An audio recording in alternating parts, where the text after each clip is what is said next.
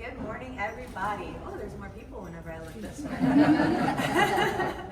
My name is Leah Becerra, and I first want to give a huge thank you to Osceola County Corrections, Osceola County Library, Angela and her family for putting together the display case, Tyler Fisher for bringing this, Open Scene Puppetry. Like, this was such an incredible project to be a part of, and I am so proud of the results.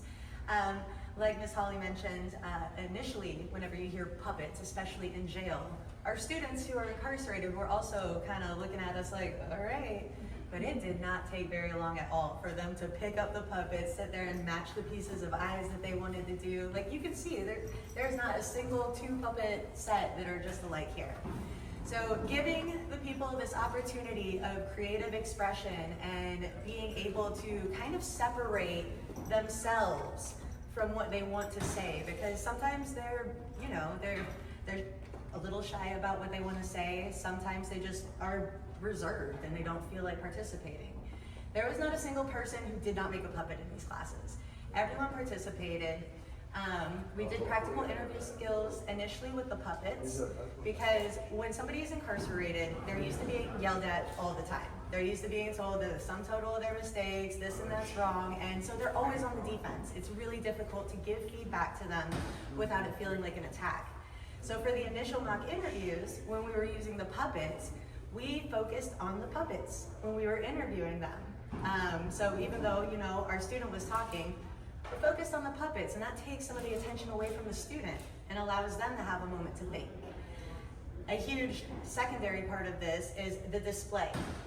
There is so much value in community awareness of the reentry process and the fact that people who are incarcerated aren't necessarily all just like living, breathing, walking, talking felonies. Not everybody is in there just thinking about how they're going to get away with it better next time. Some of them, maybe, yeah. But a lot of our students really are genuinely interested in trying to figure out a way to turn their lives around. And through this display, it kind of allows society to see that, these are people, humans, with dreams.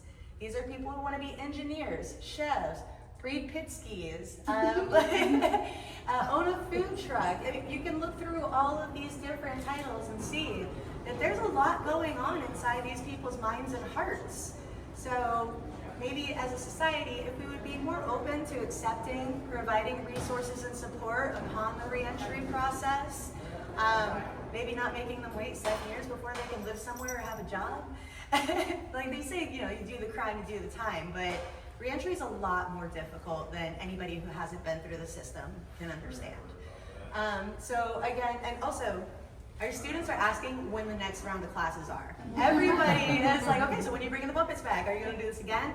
So, we'll open scene, we'll talk. And Osceola Corrections and Osceola Library, just thank you so much, everybody, for this amazing opportunity to get in and work with our students inside the jail setting and show the community that there is so much more to these people than just crime.